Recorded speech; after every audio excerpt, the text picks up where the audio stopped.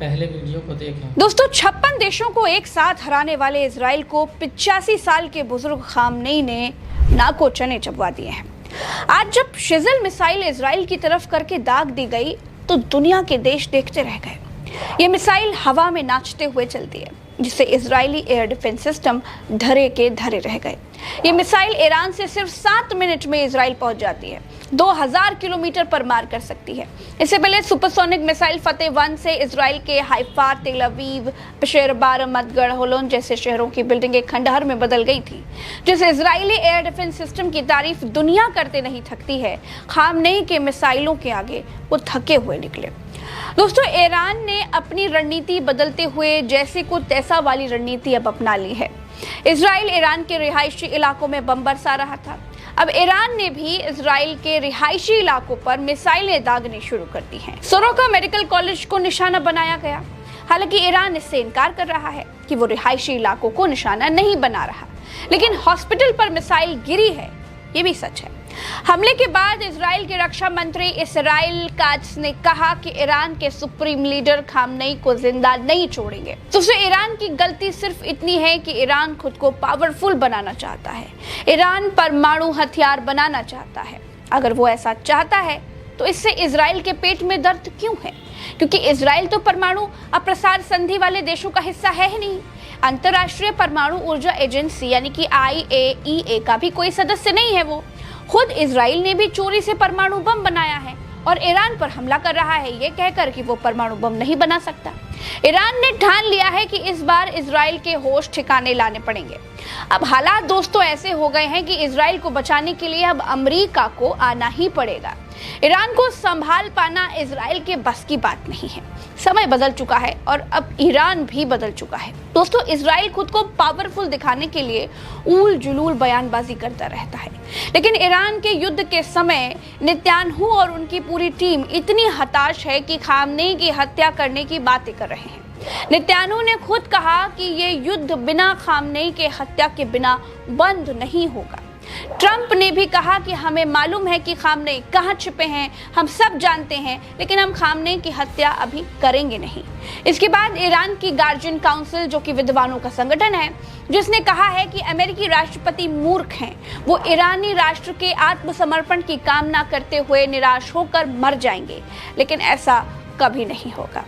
दोस्तों इजराइल ने उस वक्त अपने पैरों पर कुल्हाड़ी मार ली, उस वक्त 3 मुस्लिम देशों को बैठे बिठाए अपने खिलाफ कर लिया, जब इजराइल की सेना ने एक बयान जारी कर दिया कि उन्होंने ईरान के बुशहर न्यूक्लियर प्लांट पर हमला करके उसे ध्वस्त कर दिया है, खंडहर बना दिया है। जैसे ही ये बयान आया, कुवैत, कतर और UAE बेचैन हो गए। इन देशों को भी इजराइल के भीतर अब अपना दुश्मन नंबर 1 दिखाई देने लगा। दरअसल दोस्तों हुआ ये कि इजराइल ने दावा किया कि नातांज, इस्फहान, अरक रिएक्टर बुशहर पर हमला करके तबाह कर दिए गए हैं। इन न्यूक्लियर प्लांट को नक्शे में देखिए जरा, तीनों अलग अलग जगहों पर हैं, तीनों से बिजली बनाई जाती है। इजराइल को लगा कि दुनिया इसको ऐसे देखेगी कि मार इजराइल बहुत पावरफुल देश है, बहुत बड़ा मारते खां टाइप का देश है। लेकिन बाद में इजराइल को माफी मांगनी पड़ गई, क्योंकि Bushehr power plant Arabian Gulf की खाड़ी के किनारे पड़ता है। इस न्यूक्लियर प्लांट को रूस ने बनवाया था। इससे ईरान के लिए बिजली बनाई जाती है। इस न्यूक्लियर प्लांट को चलाने के लिए यूरेनियम रूस देता है। ये न्यूक्लियर रिएक्टर इतना बड़ा है कि अगर इस पर हमला हुआ, अगर इससे रिसाव होना शुरू हो गया तो पानी में जहर फैल जाएगा। दोस्तों पर्शियन सागर या अरेबियन गल्फ का पानी ही कतर, UAE, कुवैत के लगभग 1 करोड़ 80 लाख लोग शुद्ध करके पीते हैं। दोस्तों ईरान के बुशहर न्यूक्लियर प्लांट पर हमला करने का मतलब है कि 3 और देशों पर हमला किया गया, क्योंकि इस प्लांट की लीकेज इन देशों की जनता को भी मार देगी।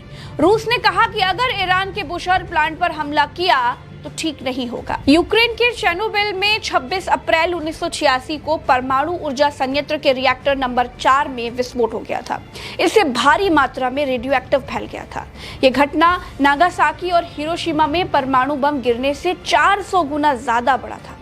लाखों लोग विस्थापित किए गए थे। इजरायली सैन्य अधिकारी ने कहा कि एक सैन्य प्रवक्ता द्वारा दिन में पहले ये कहना एक गलती थी कि इजराइल ने ईरान में बुशहर परमाणु स्थल पर हमला कर दिया है। हमने केवल ईरान के नातांज, इस्फहान और अराक परमाणु स्थलों पर हमला किया है। दोस्तों, बुशहर न्यूक्लियर रिएक्टर पर हमलों का मतलब है हवा और पानी को दूषित कर देना, साथ ही खाड़ी देशों पर हमला करना। कतर के प्रधानमंत्री ने चेतावनी दी है कि ईरान की परमाणु सुविधाओं पर हमला खाड़ी के पानी को पूरी तरह से दूषित कर देगा और कतर, यूएई और कुवैत में जीवन को खतरे में डाल देगा। शेख मोहम्मद बिन अब्दुल रहमान अल थानी ने चेतावनी दी है दोस्तों कि ईरान के परमाणु स्थलों पर हमला होने से खाड़ी में पानी नहीं रहेगा, मछली नहीं रहेगी, कुछ भी नहीं बचेगा, जीवन तक नहीं बचेगा। दोस्तों, इजराइल को अब तक ये समझ में आ गया था कि उससे बहुत बड़ी गलती हो गई है। उसने अपने ही पैरों पर कुल्हाड़ी मार ली है। उसने अनजाने में दूसरे मुस्लिम देशों को चुनौती दे दी है और इस चुनौती पर इजराइल टिक नहीं पाएगा, इसे झेल नहीं पाएगा, क्योंकि वो पहले से ही ईरान को नहीं झेल पा रहा है और जल्द से जल्द अमेरिका को युद्ध में आने की विनती कर रहा है। तो दोस्तों, फिलहाल के लिए इतना ही। देखते रहिए क्या कुछ हो रहा है।